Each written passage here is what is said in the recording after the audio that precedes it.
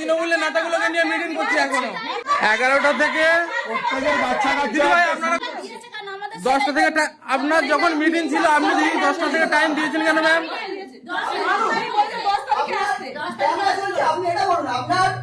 পরিষেবা দেওয়া আগে নাকি নেতা থেকে মিটিং করা আগে? আপনার ক্যামেরাতে কোনো রিপ্লাই দেব না, রিপ্লাই দেবেন না কেন? নাম দেব।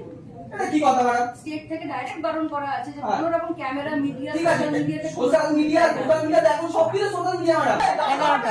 11টা থেকে বসে আছেন, এখন কটা বাজে?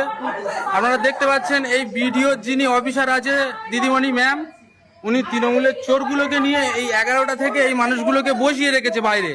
আর এই চোরগুলো এসি ঘরে থেকে এদের সঙ্গে মিটিং হচ্ছে। আপনারা দেখতে পাচ্ছেন সাধারণ মানুষের উপর কিভাবে হেনস্থা করা হচ্ছে। প্রধান না আপনাদের তো আসবে সাধারণ মানুষ। আপনিও যদি এসি ঘরের মধ্যে বসে মুখে হাঁটতে বুঝতে কি হবে ম্যাডাম? আর সেই সমস্ত প্রধানগুলোকে নিয়ে আপনারা মিটিং করছেন। বাহ, খুব সুন্দর প্রোটোকল ম্যাম। আমি সরকারের কাছে অনুরোধ করব যে এই যে চোরের সম্পত্তি এই চোরগুলোকে যে প্রশ্রয় দিচ্ছে তার বিরুদ্ধে আইনত পদক্ষেপ নেওয়া হোক। আপনাদের সঙ্গে সহায়তা করে এইসব চুরিগুলো হয়েছে। উনি যখন সাধারণ মানুষের প্রবলেম বুঝতে পারবেন না, ম্যাডাম আপনি কি করবেন? আগে এদের মিটিংটা করবেন না এদের পরিষেবা দেবেন?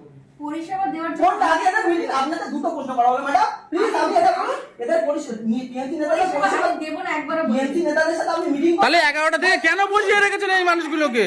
শুনুন, টিএমসি নেতা যাদের বলছেন, আমি ব্লক ডেভেলপমেন্ট হ্যাঁ, অফিসার, আপনি অবশ্যই। আমি জানান আপনি দিন, হ্যাঁ পরিষেবাটাই আপনি দিন, আমরা এটাই আপনার কাছে চাই। সবাইকে নিয়ে উপরে মিটিং হলে নিয়ে বসুন, দেখো কি সমস্যা আছে, জয় স্যারকে পাঠান। জি ভাই, আপনি কটার সময় এসেছেন? 11টার সময়।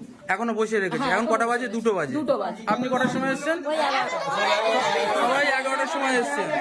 এই বয়স্ক মাসিমাটাকে একটা প্রধান পঞ্চায়েতে যাওয়া স্বাভাবিক। ব্যাস, আপনারা দেখতে পাচ্ছেন সাধারণ গরিব মানুষের উপর ভিডিও অফিসে পর্যন্ত কিভাবে হেনস্থা করা হচ্ছে।